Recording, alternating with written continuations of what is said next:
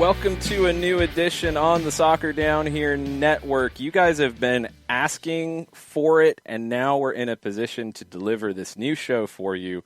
Written on the Pitch, Episode 1, starring Jessica Charman. What's up, Jess? Hello. It's good to be back. I'm excited to have this opportunity, and thank you to everyone that was asking how I've been doing. And 5 weeks. It feels like 5 months after having a baby. I'm back and doing what I love most, which is talking about the beautiful game. How's the fam doing? It's a big adjustment, but we're doing just fine. It's an exciting time in our lives, and thankfully, we're deciding now whether she's going to play for England, Colombia, or the U.S. women's national team, depending on when she starts walking. So what position is she going to play, first off?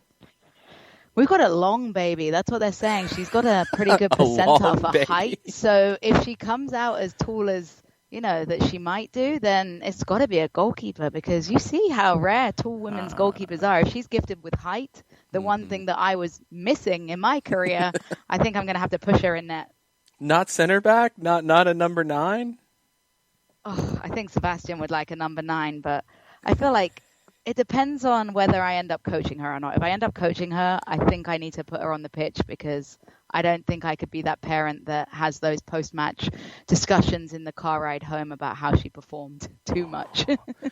Those were never fun for anybody. It's tough, but it's going to be fun to see what happens. I mean, maybe she ends up playing rugby. Maybe she plays basketball. What if she hates? That's the thing. What if she's not even athletic? And we've had this conversation. It may be a little bit difficult to take, but if I have to sit through some music recitals, I guess I'll do it while biting my tongue.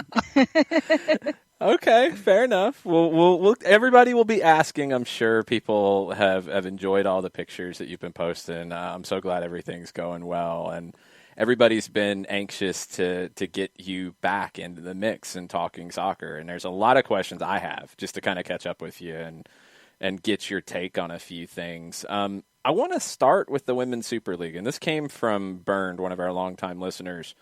He's been watching a lot of the Women's Super League, and on our watch-along channel, on our Discord, Bernd is always letting everybody know when the games are on, what games to watch. I was watching some of the games this weekend. Just kind of where, in your mind, do things stand this season as teams are about 12, 13, 14 games in? There's still a lot to play, but it's looking like a great campaign, especially at the top of the table. Yeah, I think it's really exciting. And honestly, out of all the weekends you could choose to watch, this last weekend was a fantastic one, because a lot of the times you've got this big divide in the Women's Super League where you've got teams with money and teams with investment and teams that have been able to loan and get some great players even across from the US and things like that. The Chelseas, the Man Uniteds, the Man Cities. Oftentimes when you see these teams in matchups against a lot smaller sides, Brighton Hove Albion, Birmingham City, Reading, you're thinking that these matches are going to be obvious one-way games. And what I've loved about this season is there has been some upsets. There have been some close battles. And as you say, Jason, I'm not sure which ones you watched, but the Reading Man United upset was a fantastic one. And then Chelsea losing as well. It's really making for a very interesting mix. And this weekend coming up is the Manchester Derby, which will be a big one. And I like that despite the financial gap, the teams are still competing fairly closely together. You're looking at West Ham, Bristol City, those teams are a little bit weaker, but the majority of matches are close together. And what a great advert for the female game. And with the games being so much more readily available, even in the States, to watch, it's a great time for these teams to be more competitive. It's been great to see NBC pick up more on this with games on NBCSN, but also on NBCSports.com. Atta Football does a great job with getting these games available on their app, on their website. They've partnered with Fanatis, and everybody who's jumped on our affiliate deal with Fanatis can watch the games there. I didn't get to see Chelsea and Brighton. I saw a good bit of Manchester United and Reading, and I'm sure you were a little excited about this one. Reading did what they had to do. I mean, they defended well. They frustrated Manchester United. They punished them on set pieces, and they get a 2-0 win that nobody saw coming. And I think the biggest compliment with that one is the coaching, because Kelly Chambers obviously spotted a weakness with Man United, and that was set plays. Both goals come from set plays, headers from players that, yes, they've made good runs, but they're picked up unmarked pretty much. And when you have coaches of that caliber that are watching the show tape, that are seeing what these teams' weaknesses are and picking up on it, it's a great compliment to those coaches. And with Reading, they had been unlucky. They have had several games where they've been very close, but a couple of errors. The only game I really remember them being completely undone by was Chelsea and Fran Kirby, who obviously grew up playing for Reading. So I know that was an interesting battle on the pitch, particularly with Grace Maloney in goal, because they grew up playing together. But a well-deserved result. And with Reading, something I'm very proud of being a Reading fan and having played with them is that there's still a lot of members of staff that are there from my time before they were a Super League team. Kelly Chambers hasn't changed. Her husband, Phil, is also a coach. They've got the same kit man even. And that's something that when you see these big investments in money in leagues like this, and you see clubs with different owners, different backings, a lot of the time, unfortunately, players, staff, they don't have that loyalty to them and they're let go. And this is a refreshing thing to see, that despite the change in where they are in the league and the change in the investment in the game, they still have kept those players that are good enough to play in the league and the coaches that are good enough at that level. Chelsea losing was a huge surprise. They had went 33 matches without a defeat, and now it feels like, is it fair to say that it's a 4-team race, and maybe even 3, as Arsenal's still trying to catch up to the pack a little bit? Is that where the line is in the Women's Super League, at 1, 2, 3, 4 above the rest?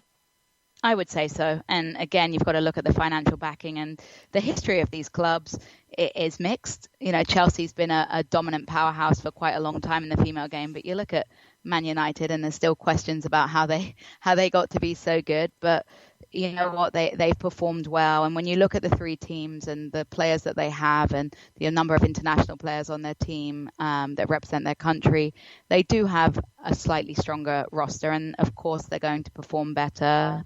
But as you say, Jason, that upset and the shock of them losing that streak shows that not everyone is, you know, invincible, and that they do have weaknesses. If you've seen the highlights and you've seen the goal that was conceded from the corner, I'm sure we saw a corner go straight in off of goalkeeper's hands. Carly Telford in goal had a bit of a nightmare there, but I think you would say that the 3 of them are in a race, and maybe even a 2-horse race after this weekend, depending on who wins between the 2 Manchester clubs, because that will create quite the substantial 5-point gap between the 2 of those.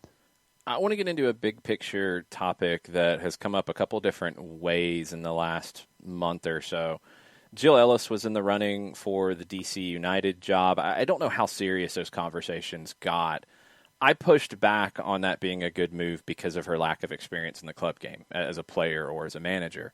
Mm-hmm. But then AFC Wimbledon was linked with Emma Hayes, and people had their takes. She was very vocal. Oh, yes, she was. This wasn't a compliment either. Yeah, she was linked, and I think people took it as like, you know, okay, well, she's interested. And she came out and was very clear to say, first off, that AFC Wimbledon couldn't afford her, which I thought was great.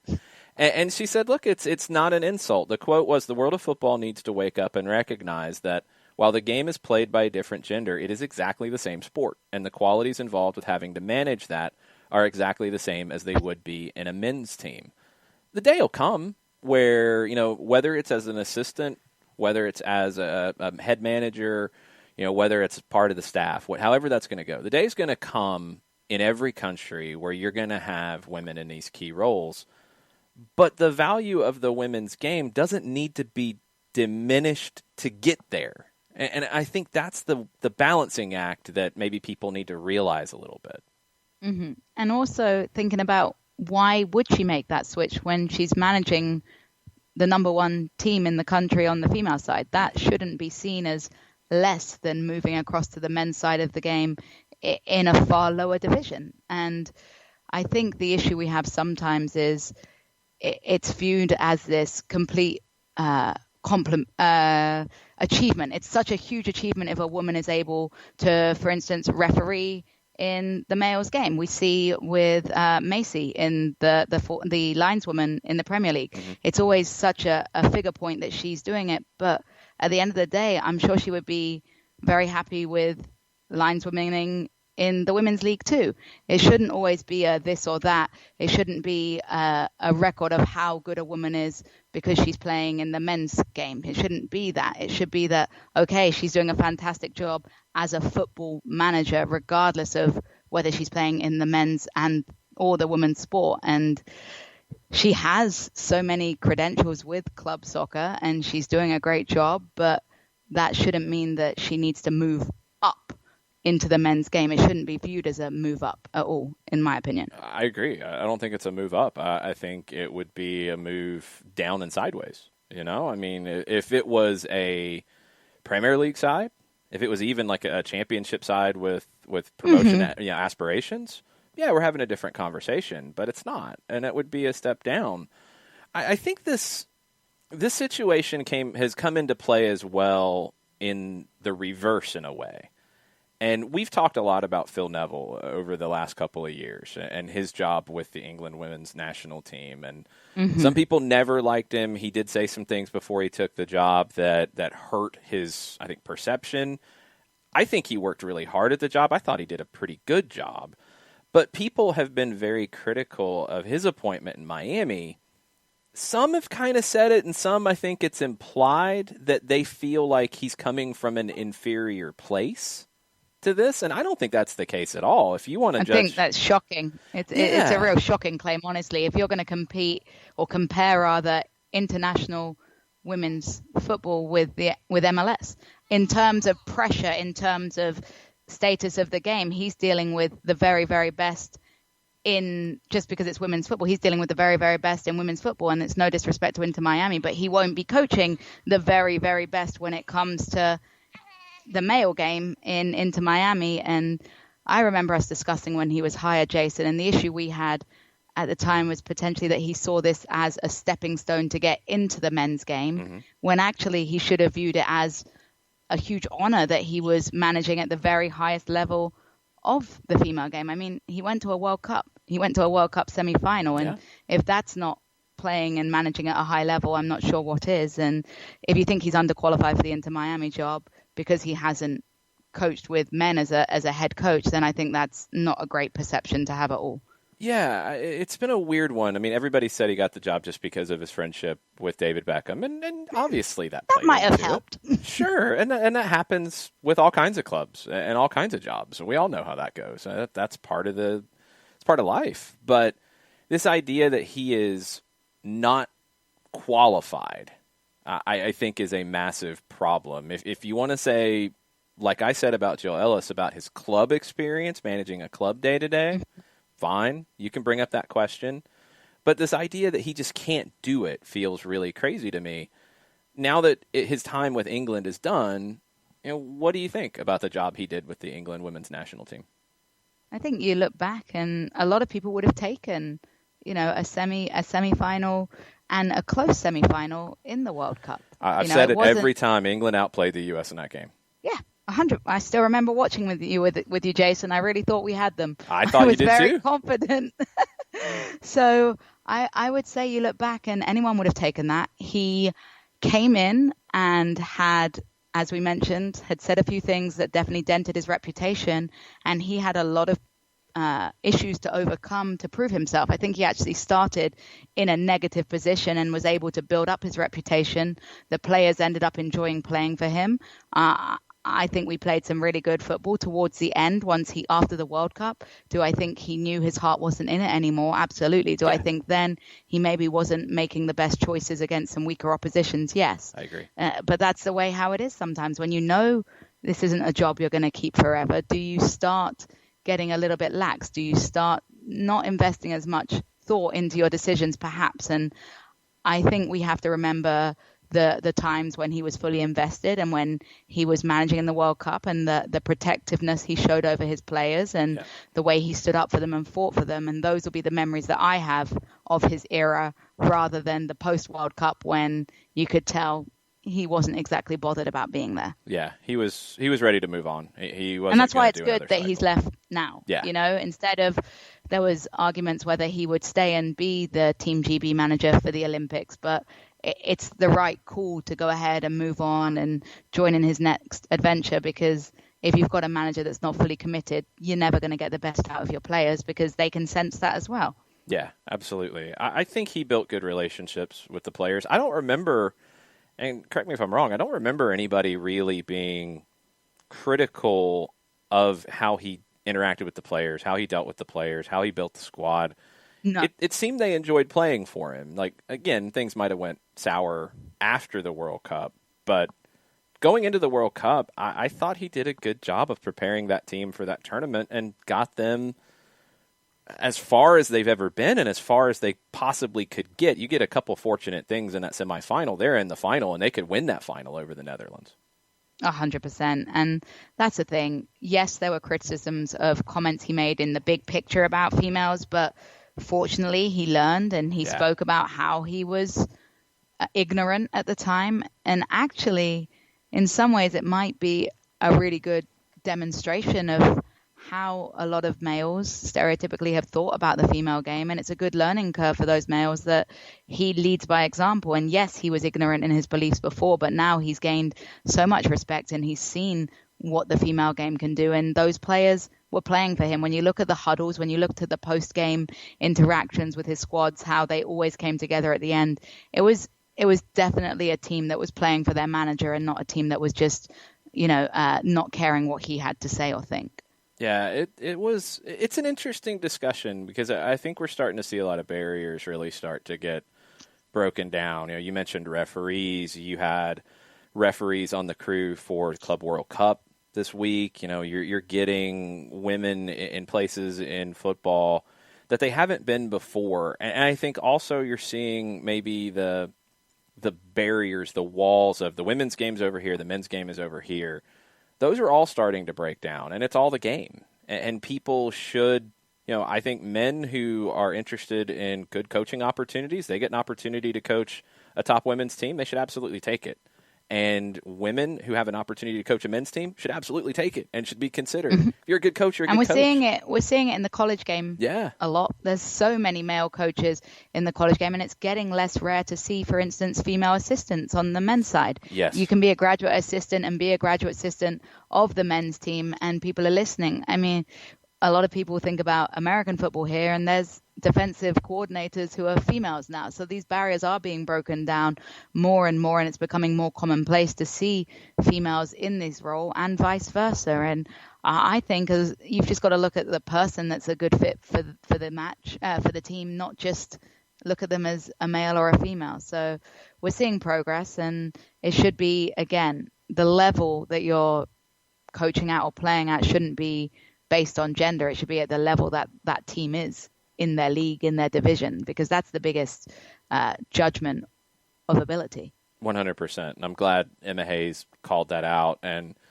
I'll be curious to see how Phil Neville does in Miami. Obviously, we're going to be talking about it because we're going to be talking about comparisons to Atlanta United and what that looks like. And it's going to be an interesting year on the Atlanta United front. We're going to come back to that because I want to finish there. I know you've been keeping up with your Royals of Reading and where things stand for them. How are you feeling about Reading on the men's side this season? I mean, it's a huge improvement. That's all I'll say. When we used to do soccer over there, and John and I and you were to be talking about it last year, it was a lot harder to talk about. So things are going very well as of yet, sat in fourth. We have a great starting 11, but the issue with Reading and whether they're going to continue to push on up or whether they're going to sort of wilt into that mid-table is whether they can keep their full squad fit, their starting lineups, because we saw with Reading on that huge unbeaten start at the beginning of the season, they were fantastic, but as soon as the injuries hit, and we see that all across football, if you don't have the squad depth, if you don't have backups, if you're playing very often as you do in the championship midweek and weekends, a lot of the time you're going to pick up knocks, you're going to have injuries, and that's the issue that Reading has. And I'll say this, though, I pray that we can push into automatic promotion, because Reading historically has the worst record in playoff finals in history. Ugh. I mean, there's been, I believe, 3 playoff final losses in my lifetime, let alone before that. So it's one of those where I don't know if I could face another playoff run. So I'm hopeful that we can continue to charge on. We've got a great manager that's come out of the MLS actually in Pornovic, and he's doing a great job. And Chicago Fire maybe made a mistake with that one because I don't think they saw exactly what he had to offer. Yeah, it was interesting with him in Chicago because it never came together, and I could never tell if that was all on him, on Velko, or if it was on the front office, if it was on the players he had to work with. I don't think he ever had the squad like they do now, for example. I think Chicago's got a better roster now than he ever had. I was curious as to how this would go. He did a great job developing youth at the U20 level, winning a World Cup with Serbia. Is that what you're seeing at Reading? Is he developing those young guys? It's academy players are making up a huge proportion of our team. Reading's famously had a very good academy. We've brought a lot of players out. Look at Gylfi Sigurdsson in the Premier League now. We have plenty of academy products that have made their ways up, and now what's happening is instead of them going off elsewhere, they're coming up and playing in the first team. And for someone that has a history of working well with young players and understanding what they need in terms of that, I think what he does really well from what I've seen is the fine line between nurturing and that arm around the shoulder, but also being tough love. And with a lot of young players, coaches that don't do well with them will often be too hard on them or too soft on them. And he's finding that middle ground of responsibility. At the end of the day, if I picked you in my starting 11, you better perform. But at the same time, if you're making immature errors because you haven't had that experience, then I'm not going to lose my faith in you. And that's what's been nice to see. And when you've got players that are coming up out of your academy, starting in the championship, but then have interest from the likes of Bayern Munich and Liverpool, when you're looking at Michael Elise, it's a huge compliment. And then the other thing Reading's done well, and it's young players, but they're not homegrown, is getting good loan deals and loan deals that have clauses in those contracts that they'll have the option to buy at the end of the season, and having them have that commitment instead of in the past, what a lot of clubs like Reading have done is have that revolving door of players. They've got players on loan that are quality, but once they've given them the experience, their home club wants them back. So you have this ever revolving door of players that do a great job for a year and then they're out. And right now Reading's doing less of that, which is nice because you've got these players on this squad that you know that should we have a great run and end up in the Premier League, that they're going to stay loyal to us. We'll be getting more into this next week because the tournament actually starts at the end of next week. But the SheBelieves Cup is coming up. We've seen a change. Japan is out. Argentina is in, which, you know me, I love everything from Argentina, so I'm excited about it. I want to see how they kind of stack up at this level. They'll be competing with Brazil, with the U.S., and with Canada. You know, big picture, I think the U.S. is a pretty big favorite to win this. Brazil's kind of in between generations, it feels like. Canada maybe needs to rebuild the next generation, and we don't know what we're going to see out of Argentina. What are some of the things you're looking forward to about this year's edition of SheBelieves? I think it's, like you say, we don't know what to, other than the U.S., who we've obviously seen a lot of in their preseason friendlies. We saw them destroy Colombia. We How did that one go over in your house, by the way? I mean, let's be honest here. We're realistic when it comes to the Colombian female game, and they're in this growth period, and they haven't had the best support in the past, and they're finally getting a little bit more investment. And when you're playing a powerhouse like the U.S. women's national team, you're not going into it with too much hope if you're a Colombian fan. But what we like to see is that the Colombian team is young. It's a lot of young players who are the new generation that maybe have had less of a difficult battle to play soccer growing up, more acceptance. So yes, Colombia maybe isn't in with a shot this time, but they're getting more investment. They're playing more games. So in 10 years' time, who knows what to expect from Latin American nations and South American nations like Colombia. So it was a tough one, and I was rooting for I can't remember her name off the top of my head, but the goalkeeper, she had a cracking performance really in both matches, and she got plenty of work in front of the net. But it was always going to be very one-sided, and I'm not 100% sure what the US expected to get out of that matchup, though. Yeah, it was kind of hard for me, like with the U.S. men and the women in their last few friendlies. It's like, Trinidad. how much are you going to get out of this? Because even these teams that are a step below where you're at, they're not even full strength. I mean, Trinidad's starting an Atlanta United Academy product, current Atlanta United Academy player. Colombia, I think, didn't have their European-based players, so it was a challenge for both. So, I mean, while the U.S. women are favored in SheBelieves, they are going to be tested in a way that they haven't been in quite a long time by Brazil It's almost and like Canada, when we talked about the Women's World Cup and how they started with a 13-0 win. How does that prepare you to play tougher opposition? So maybe they're not as sharp as they would be because they've had walkovers in their last few matches. So I would imagine a team like Brazil, yes, they've lost a lot of legends lately and they are rebuilding the next generation. Think back to Marta's appeal at the camera that the next generation really needs to take ownership now. So we'll see how that goes. And Canada, you were an aging team, and now you need to sort of rebuild again. And then with Argentina, it's a team that we, again, don't know too much about, but I'm sure they're going to play some great soccer. So it should be exciting. And the one thing I hope is that those three teams are able to compete.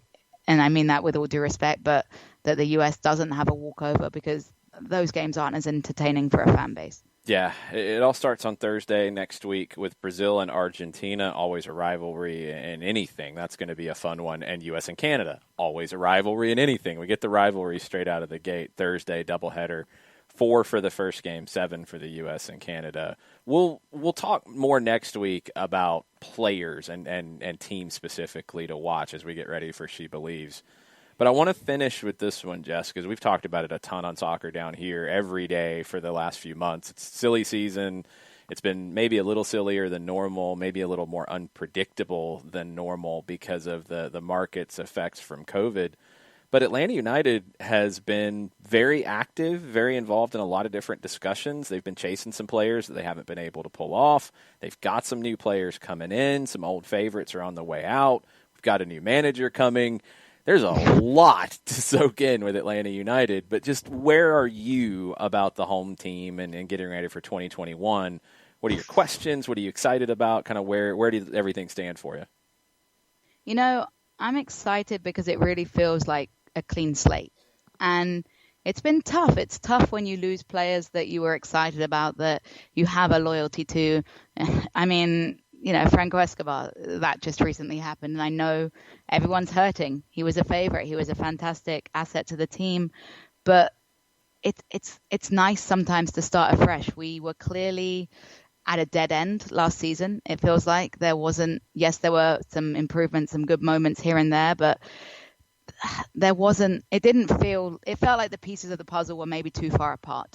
And so sometimes it's good to clear things out, start afresh. So I'm excited to see what happens. What's good is there is plenty of time with the later start of the season to rebuild things. And look, we won't know until we get some preseason friendlies that we get to see how this team plays plays together, connects together. But I'm under the impression that sometimes it's good to wipe that whiteboard clean and restart. And so I'm excited to see what the team is able to put together.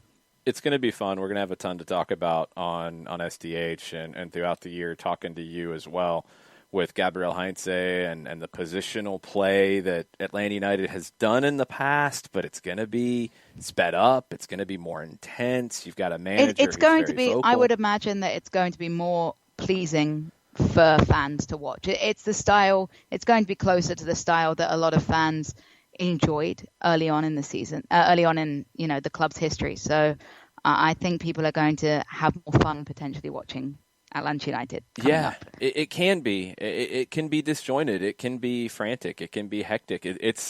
It's going to be a fun process to watch play out, and you'll get a chance, I'm sure, as well, to see that with Atlanta United too, and all the young talent coming through. Jackson Conway, who you called a big performance from him last season, he's now with the first team, and hey, it started pretty well for him with the first team with a goal against Club America.